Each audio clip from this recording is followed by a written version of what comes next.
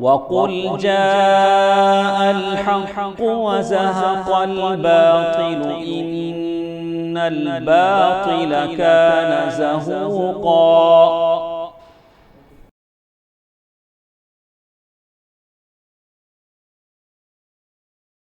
إن الحمد لله نحمده ونستعينه ونستغفره ونعوذ بالله من شرور أنفسنا ومن سيئات أعمالنا، من يهده الله فلا مضل له ومن يضلل فلا هادي له، وأشهد أن لا إله إلا الله وحده لا شريك له، وأشهد أن محمدًا عبده ورسوله. يا أيها الذين آمنوا اتقوا الله حق تقاته ولا تموتن إلا وأنتم مسلمون. يا أيها الناس اتقوا ربكم الذي خلقكم من نفس واحدة، خلق منها زوجها وبث منهما رجالا كثيرا ونساء، واتقوا الله الذي تساءلون به والأرحام إن الله كان عليكم رقيبا. يا أيها الذين آمنوا اتقوا الله وقولوا قولا سديدا يصلح لكم أعمالكم ويغفر لكم ذنوبكم، ومن يطع الله ورسوله فقد فاز فوزا عظيما. أما بعد، فإن خير الحديث كتاب الله، وخير الهدي هدي محمد صلى الله عليه وسلم، وشر الأمور محدثاتها، وكل محدثة بدعة، وكل بدعة ضلالة، وفي رواية وكل ضلالة في النار. فأعوذ بالله السميع العليم من الشيطان الرجيم.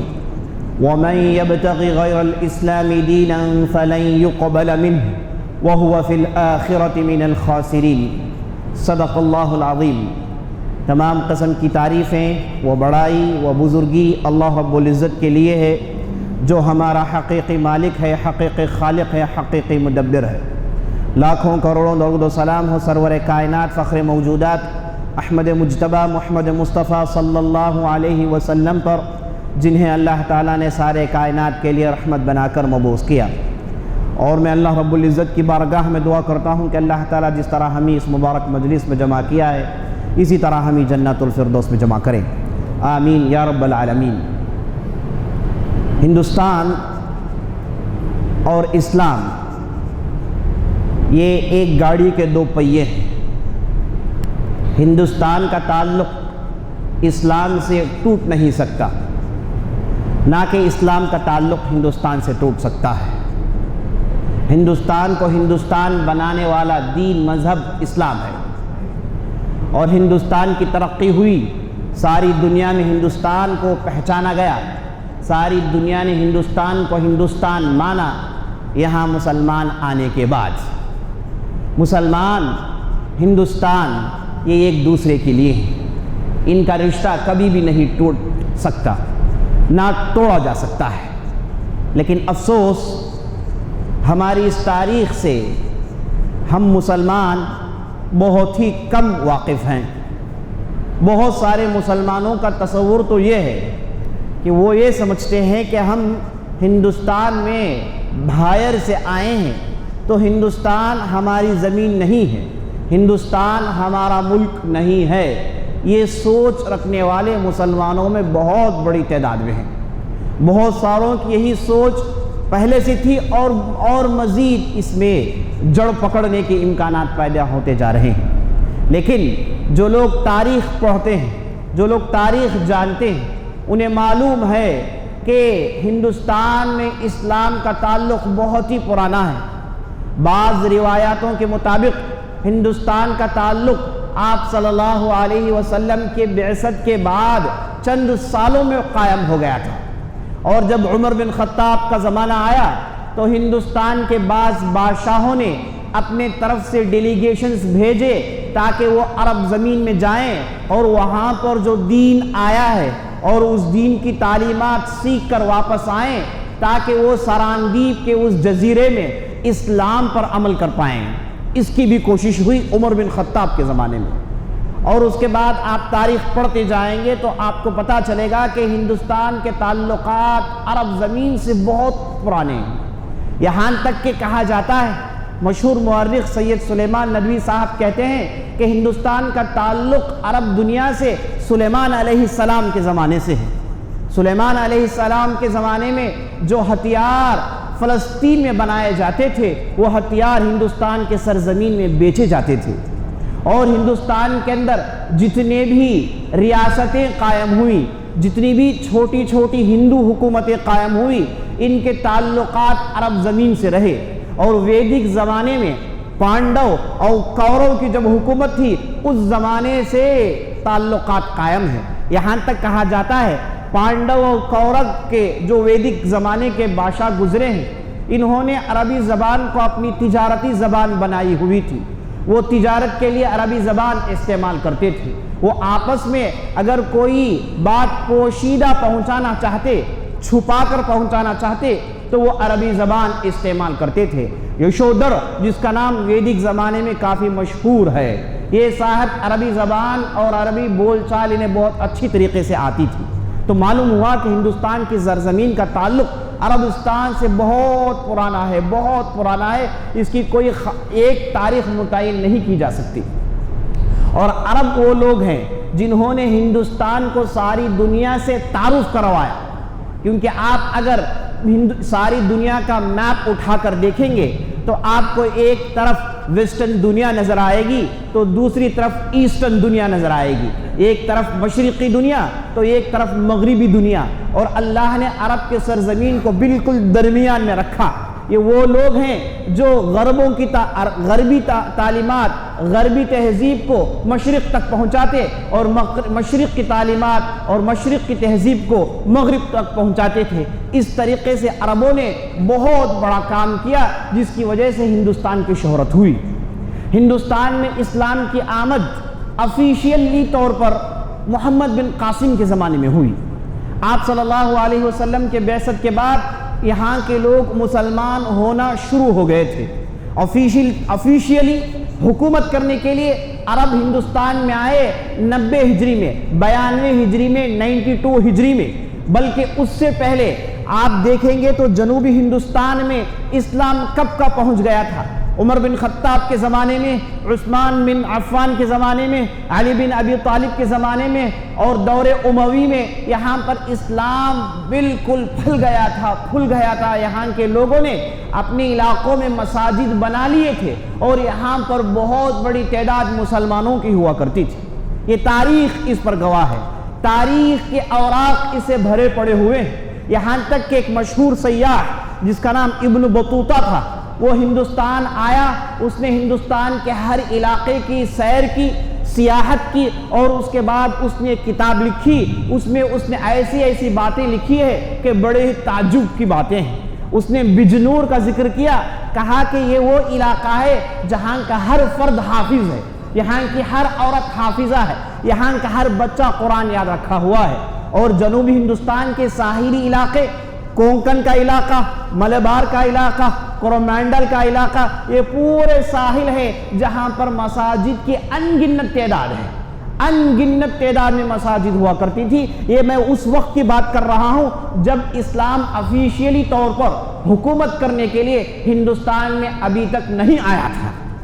تو ملبار کے اندر، مابر کے اندر، جسے انگلش میں کورومنڈل کہتے ہیں، اور ان علاقوں میں کائل پٹنم کا علاقہ، ادرام پٹنم کا علاقہ، کیڑے کرے کا علاقہ، اور دوسرے یہ علاقے، یہاں پر اسلام کب کا آ چکا تھا، یہاں کے لوگ مسلمان کب کے ہو گئے تھے، اور یہ مسلمان تاجروں کے اخلاق دیکھ کر مسلمان ہو گئے تھے، ان کی عبادتوں کو دیکھ کر مسلمان ہو گئے تھے، ان کی سچائی کو دیکھ کر مسلمان ہو گئے تھے۔ یہاں تک تاریخ میں بات لکھی ہوئی ہے کہ ایک دن میں 5,000 ہزار کی تعداد، 10,000 ہزار کی تعداد مسلمان ہوتی جا رہی تھی۔ اور کیرلا کے اندر ماپڑا مسلمانوں کی تاریخ تو بہت ہی قدیم ہے۔ یہ ماپڑا مسلمان کون ہیں؟ یہ وہ لوگ ہیں جو اصل میں عرب تھے، جو یہاں پر آ گئے، انہوں نے یہاں پر شادیاں کی، اور ہم جانتے ہیں ماپڑا کا معنی نوشا کا ہوتا ہے، تو یہاں کے لوگوں نے انہیں ماپڑا کہا، اور ماپڑا کہیں گے تو ساتھ ساتھ مسلمان ہونا ضروری تھا۔ تو بہت قدیم تاریخ ہے ہندوستان کی۔ مسلمان یہاں کے رگ و ریشے میں بسے ہوئے ہیں۔ ہندوستان کے رگ میں جہاں خون دوڑتا ہے تو ساتھ ساتھ اسلام دوڑتا ہے۔ یہ تاریخی حقائق ہیں۔ افسوس کہ مسلمان ان تاریخ کی باتوں سے بہت دور پڑے ہوئے ہیں، انہیں ان تاریخی باتوں سے کوئی تعلق نہیں۔ بہت سارے لوگ اس تعلق سے سمجھتے ہیں کہ ہم تو محمود غزنوی کے زمانے میں محمود غزنوی صاحب نے زبردستی اسلام کو ہندوستان میں ڈال دیا تھا، اور یہ تعلیم اور یہ بات ہندوستان کے سلیبس کی کتابوں میں لکھی جا رہی ہے۔ یہ بتایا جا رہا ہے کہ ہندوستان میں مسلمان آئے تھے محمود غزنوی کے زمانے میں، اور یہ وہ صاحب تھے جنہوں نے ہندوستان میں 17 مرتبہ حملہ کی، 17 مرتبہ انہوں نے پڑاؤ اٹھایا اور ہندوستان کو نیست و نابود کر دیا، ہندوستان کو غریبی میں ڈھکیل دیا۔ یہ کرنے والے محمود غزنوی تھے، اور یہ محمود غزنوی صاحب تھے جنہوں نے اسلام کو ہندوستان میں داخل کروایا۔ یہ تاریخی اعتبار سے سفید جھوٹ ہے۔ محمود غزنوی کا زمانہ 400 ہجری کا زمانہ ہے، 350 ہجری کا زمانہ ہے۔ ہم گفتگو کر رہے ہیں 90 ہجری کی۔ 90 ہجری میں محمد بن قاسم آئے، یہ کراچی کے علاقے میں آئے، سندھ کے علاقے میں آئے، کیونکہ وہاں کے ایک بادشاہ نے مسلمان تاجروں کے قافلوں کو لوٹ لیا تھا، تو حجاج بن یوسف نے یہ مسلمان تاجروں کو ان کے قید سے رہا کرنے کے لیے ایک قافلہ بھیجا۔ تو یہاں کے بادشاہ نے کہا کہ یہ مسلمان انہیں کسی چوروں نے اچک لے لیا ہے، یہ کسی لٹیرے کے قیدی بنے پڑے ہیں، ہمارا اس سے کوئی تعلق نہیں۔ تو حجاج بن یوسف نے ایک زبردست لشکر تیار کی، اور جس کی قیادت، جس کی امارت محمد بن قاسم نامی ایک زبردست ہوشیار ہونہار عالم صفت کے ہاتھ میں دیا تھا۔ اور محمد بن قاسم اپنے ساتھ لشکر لے کے کراچی کے علاقے میں داخل ہوئے، اور ان لٹوروں کو پکڑا اور وہاں سے مسلمانوں کو چھڑایا، اور وہاں سے حکم ملا کے آگے بڑھیں اور اسلام کے جھنڈے کو دور تک پہنچائیں۔ تو محمد بن قاسم کراچی میں داخل ہوئے، ملتان کے علاقے میں داخل ہوئے، اور اس کے بعد دوسرے علاقے میں داخل ہوتے ہوتے سارا شمال ہندوستان چند سالوں میں مسلمان ہو گیا۔ یہ محمد بن قاسم کا بہت بڑا کارنامہ تھا۔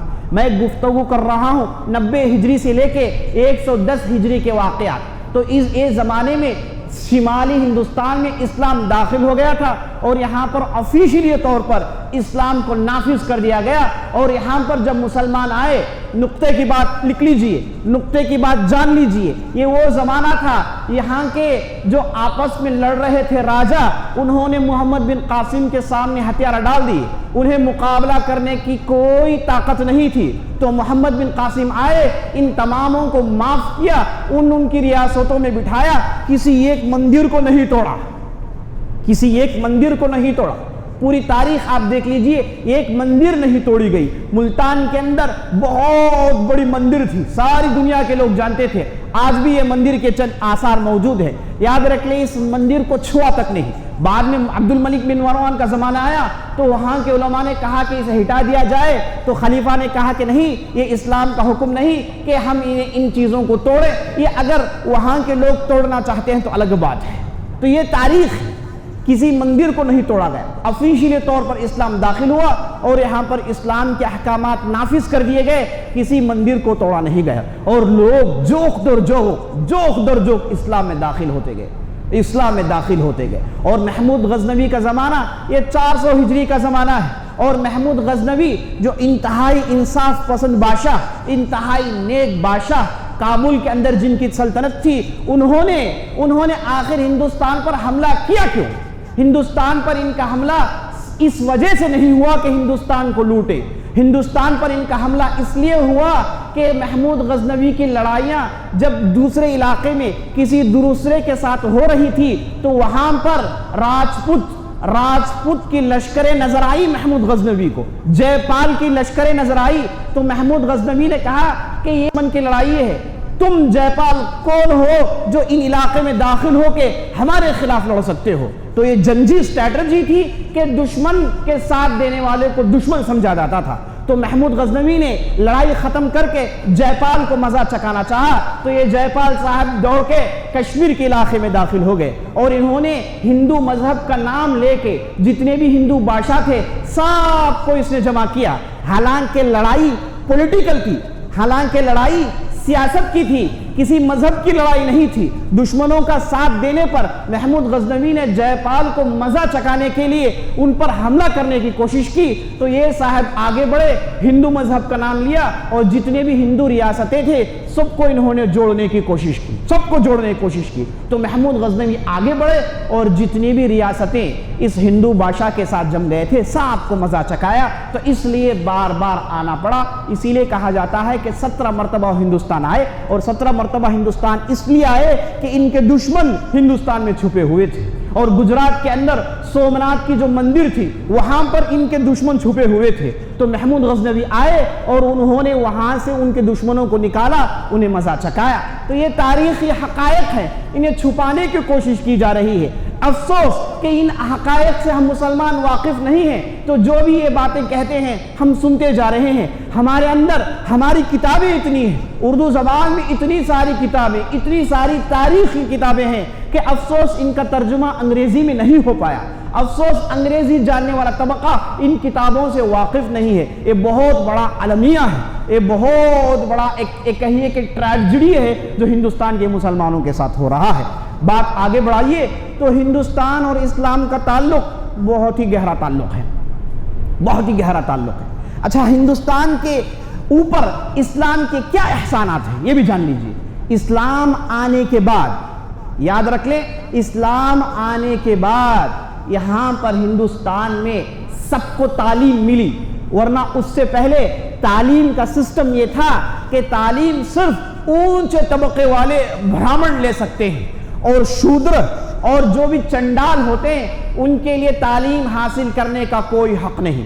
اگر ان میں سے کسی نے کچھ تعلیم سیکھنے کی کوشش کی، کسی تعلیم کو سن لیا، تو اس کے کان میں سیسا پگھلا کر ڈالتے تھے تاکہ وہ دوبارہ سن نہ پائیں۔ اس حد تک کٹرپن، اس حد تک عصبیت ہوا کرتی تھی۔ یہاں پر نظام طبقاتی تھا، اونچ نیچ کا نظام تھا۔ ہم برہمن ہیں، ہم شتریہ ہیں، ہم ویشنو ہیں، اور تم شودرا ہیں۔ یہ 4 طبقاتی نظام ہندوستان میں قائم تھا، اور یہ جو اونچا طبقہ تھا برہمن، یہ سب پر اپنا تسلط جماتا اور مذہب کے نام سے ان تمام کو خوب لوٹتا، مذہب کے نام سے لوگوں کے اندر تفرقہ ڈالتا، مذہب کے نام سے ایک بہت بڑی تعداد کو انہوں نے غلام بنا رکھا تھا۔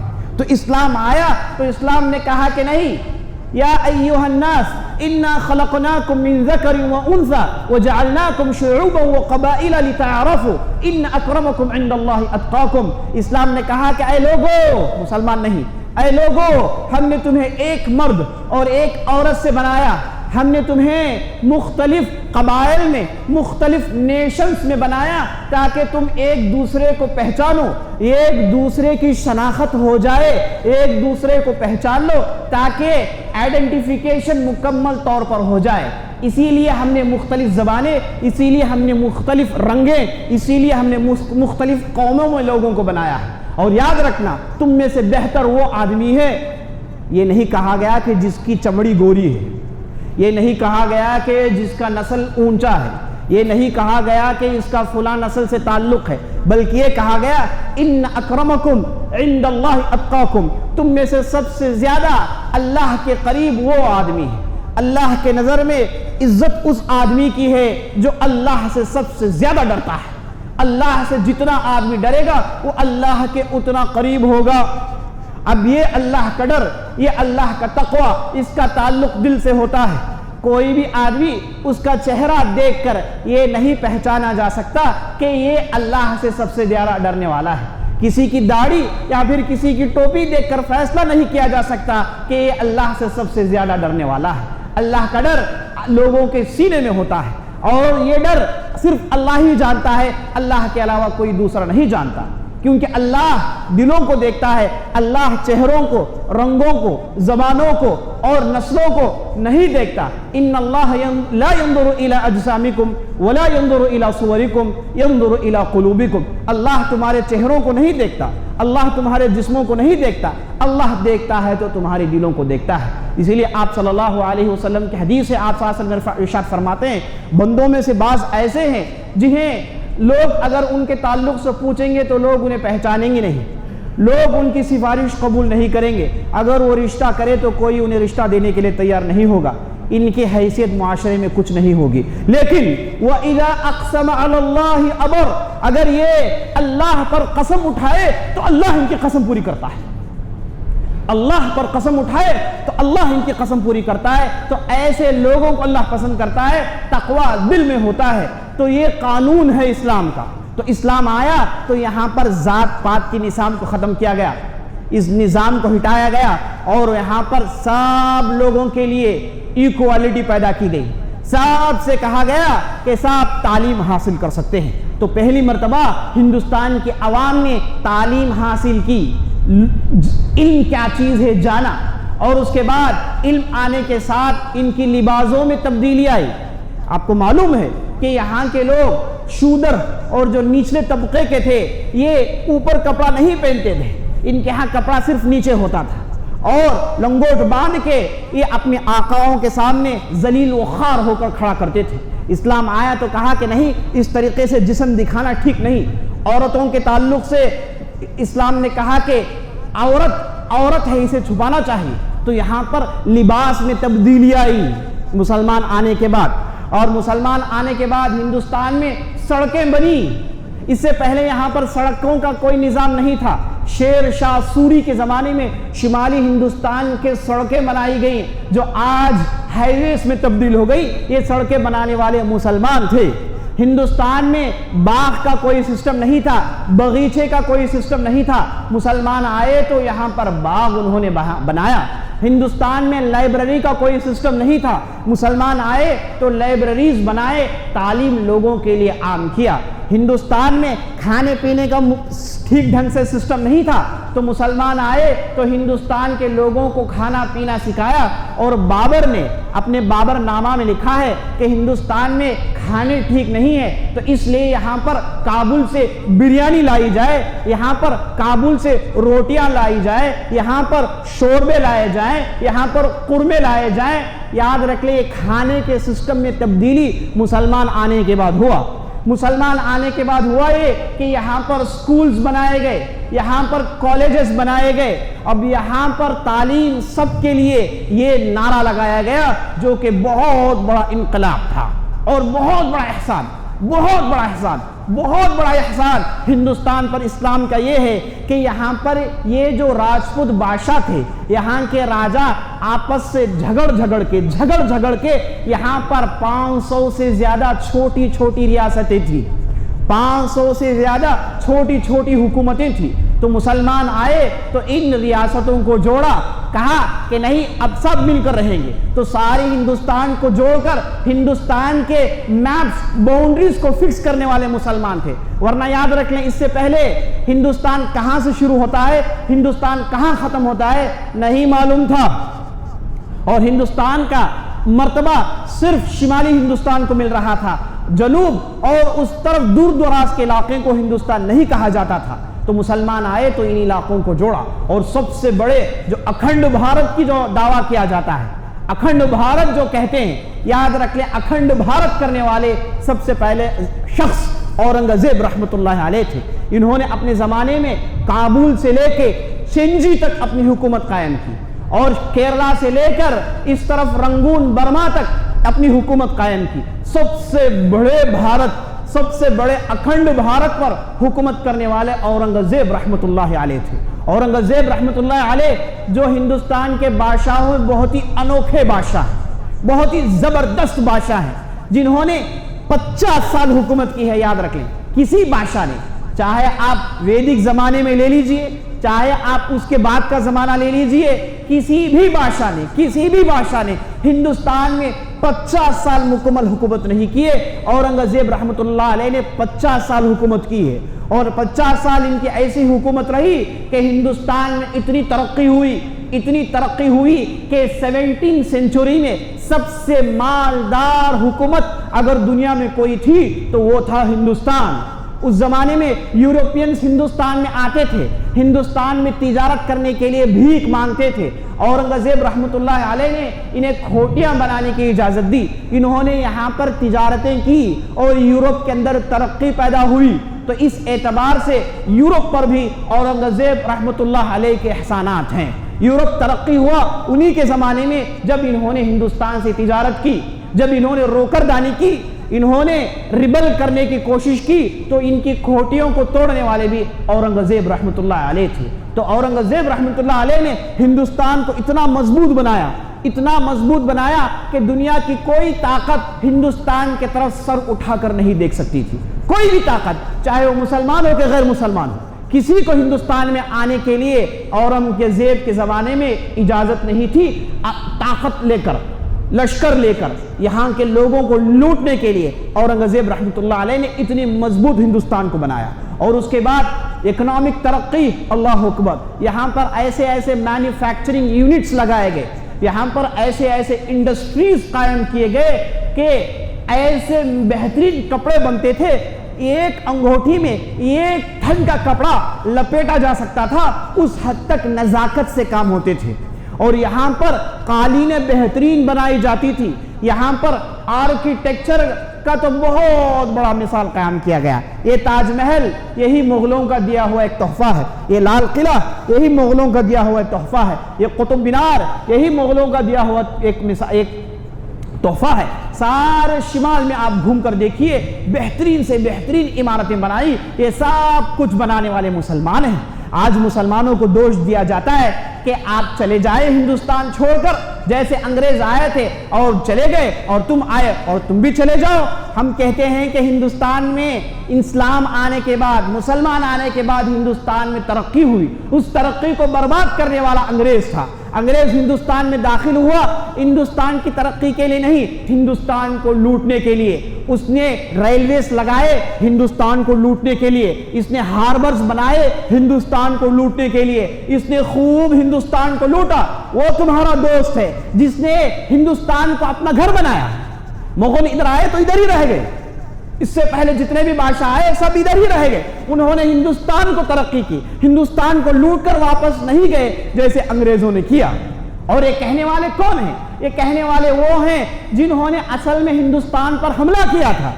یہ آریہ ہیں، یہ بھامن، یہ سینٹرل ایشیا سے آئے ہوئے آریہ ہیں، انہوں نے یہاں کے باشندوں پر حملے کیے، ان کے علاقوں کو برباد کیا اور زبردستی گھس بھٹائے اور ہندوستان کو انہیں برباد کیا، مختلف نظاموں کو لایا اور ظلم کے نظام کو لایا، ذات پات کے سسٹم کو لایا اور کیا کچھ نہیں کر کے ہندوستان کو انہوں نے برباد کر رکھا تھا۔ یہ اللہ کا کرم ہو ہندوستان پر کہ اللہ نے اسلام اور اسلام کی کرنیں مسلمانوں کے ذریعے سے ہندوستان کے در و دیوار تک پہنچائے۔ تاریخ بہت بڑی ہے، گفتگو بہت لمبی ہو جائے گی، میرا مقصد صرف آپ کو یہ بتانا ہے کہ ہندوستان سے مسلمانوں کا گہرا تعلق ہے۔